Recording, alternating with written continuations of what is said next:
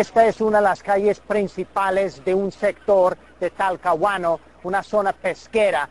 Y en la calle principal, mira esto, una lancha pesquera. Normalmente estaría buscando sardinas, pero en este momento está a por lo menos 600 metros del mar. ¿Por qué?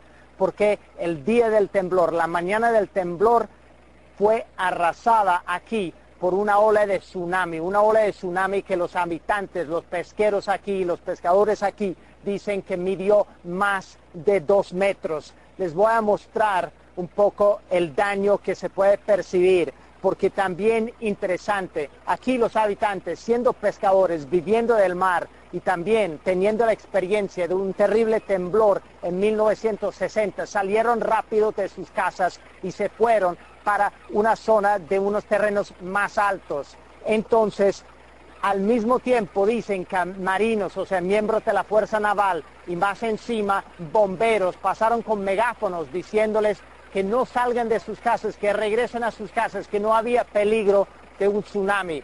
Mejor, dicen ellos, que confiaron en sus instintos, en las experiencias de sus antepasados, porque si no, dicen, habría habido centenares de muertos. Y es fácil darse cuenta de lo que ellos dicen si uno mira por esta calle. Por esta calle uno ve las redes de pesca, uno ve destrucción de muros y de los hogares también. De hecho, en el transcurso del día la gente ha estado pasando por centímetros de lodo buscando las únicas pertenencias que les quedan.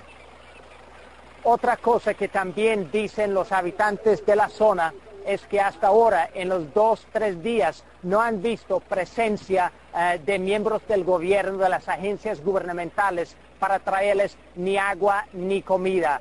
Por ende, en el transcurso del día hemos visto decenas de personas entrando en una fábrica de enlatados, una fábrica de enlatados de jurel, el pescado que pescan aquí, sacando latas para sus familias. Y lo que dicen también es que, visto la falta de ayuda gubernamental, se organizan en brigadas de trabajo. Entonces los hombres en la mañana buscan cualquier comida que pueden encontrar y después lo distribuyen a las mujeres para cocinar en comunidad. Entre ellos se están defendiendo.